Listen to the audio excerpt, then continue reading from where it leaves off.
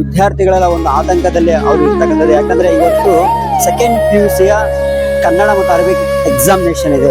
ಈಗ ನಾವು ಬೆಂಗಳೂರಿನ MES ಕಾಲೇಜಿನ ವೈಸ್ ಪ್ರಿನ್ಸಿಪಾಲ್ ಜೊತೆಗೆ ಬಂದ್ರೆ ಸರ್ ಹೇಗೆ ಹೇಳ್ತಾರೆ ವಿದ್ಯಾರ್ಥಿಗಳು? ಸೊ ಎಲ್ಲ ವಿದ್ಯಾರ್ಥಿಗಳಿಗೆ ನಾವು ಸಿದ್ಧತೆ ಮಾಡ್ಕೊಂಡಿದ್ದೀವಿ.